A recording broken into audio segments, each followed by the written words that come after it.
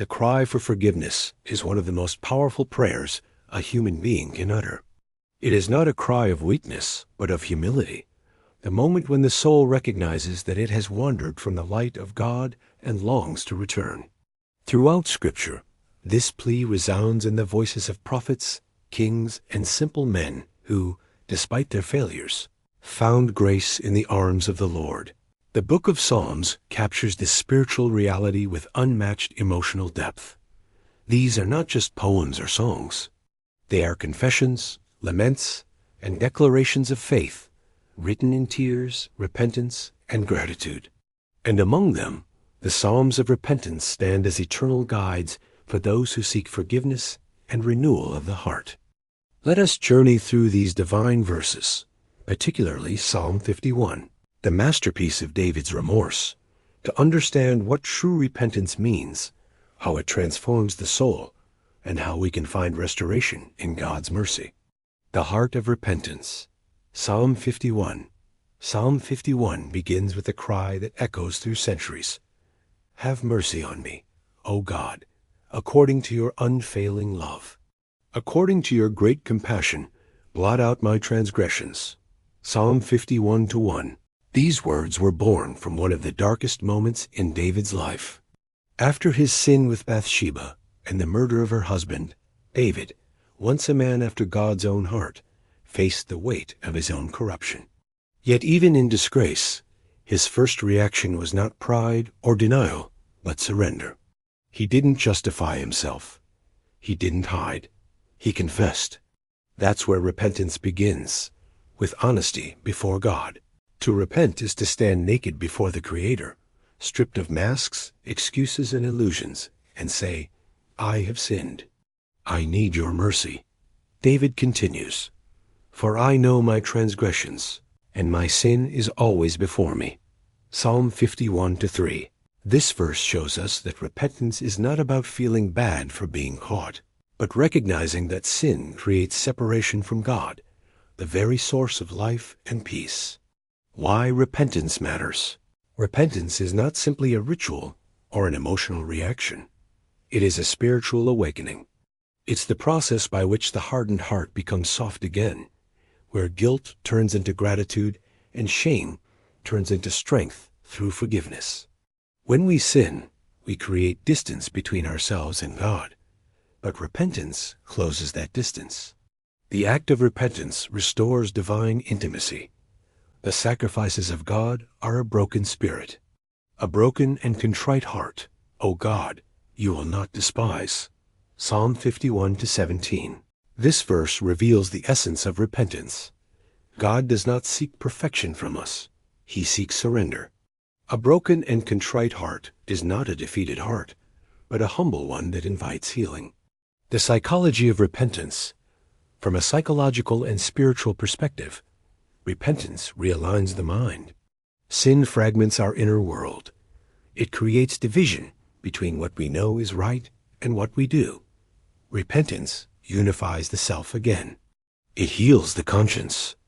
Carl Jung once said that, until you make the unconscious conscious, it will direct your life and you will call it fate. In many ways, repentance is the act of making the unconscious conscious, bringing hidden guilt into the light where it can be transformed. The Stoics also understood this principle. Seneca wrote that the greatest freedom is found in the mind, purified from guilt. Epictetus said that the wise man examines himself daily, repenting not out of fear, but out of love for virtue. The Bible transcends philosophy, but fulfills it, because repentance in the biblical sense is not self-improvement. It's rebirth. The theology of forgiveness. Forgiveness in Scripture is divine surgery. God doesn't simply ignore sin. He removes it. He purifies the heart. Wash away all my iniquity and cleanse me from my sin. Psalm 51:2. This cleansing is not external. It is spiritual renewal. David asks God not only to forgive him, but to transform him. Create in me a clean heart, O God, and renew a right spirit within me. Psalm 51:10. This verse captures the essence of divine mercy. God doesn't just erase the past. He gives us a new beginning.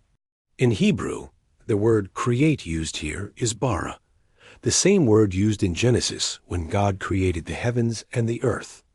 It signifies creation from nothing. David is asking God to do the impossible, to create purity in a place where sin once ruled. That's what divine forgiveness does. It doesn't just heal. It recreates. Learning from David's example, David's repentance teaches us several eternal truths. Acknowledgement is the first step to redemption. You cannot heal what you refuse to face. David admitted his sin without excuses. Repentance must be personal. He didn't say our sins, but my sin. Each of us must take responsibility for our own actions. Forgiveness brings joy. David prayed, "Restore to me the joy of your salvation." True repentance doesn't end in sorrow. It ends in rejoicing. Forgiven people forgive others. Once you experience mercy, you become an agent of mercy. Other Psalms of repentance. While Psalm 51 is the most famous, there are several others that form the traditional list of Psalms of repentance. Psalm 6, a cry for mercy and suffering. Psalm 32, the joy of forgiven sin. Psalm 38, a lament for guilt and pain. Psalm 51, the confession of David. Psalm 102, a prayer of distress and humility. Psalm 130, out of the depths I cry to you, Lord. Psalm 143, a plea for guidance and deliverance. Each of these psalms reveals a different stage of repentance, from anguish to acceptance, from guilt to grace. Living a life of continual repentance. Repentance is not something you do once. It's a lifestyle. It's not just about the big sins, but the daily drift of the heart, the moments when pride, lust, envy, or selfishness quietly take root. Repentance keeps the heart clean. It keeps you sensitive to God's voice. The modern world teaches people to justify their actions, to call evil good and good evil. But Scripture calls us to the opposite, to confess, to renew, and to walk in truth.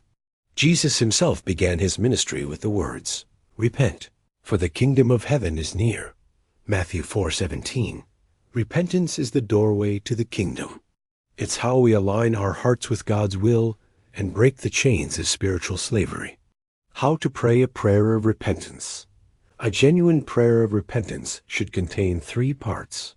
Confession. Be specific about what you've done. Don't generalize your sin. Name it. Surrender. Give up control. Acknowledge that only God can cleanse you. Commitment. Ask for strength to walk in righteousness and resist temptation. Let's pray together. Prayer of repentance. Heavenly Father, I come before you in humility and truth. I confess my sins, every thought, word, and action that has separated me from your presence. Wash me clean by the blood of Christ.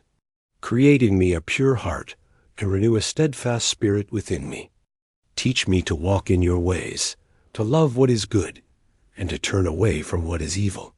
Thank you for your mercy that never fails and for the grace that restores me. In Jesus' name, amen.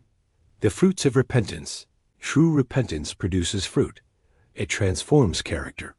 You know you've been forgiven, not by what you say, but by how you live afterward. As Jesus said, "By their fruits you shall know them." Matthew 7:16. Repentance bears the fruit of humility, peace, and wisdom.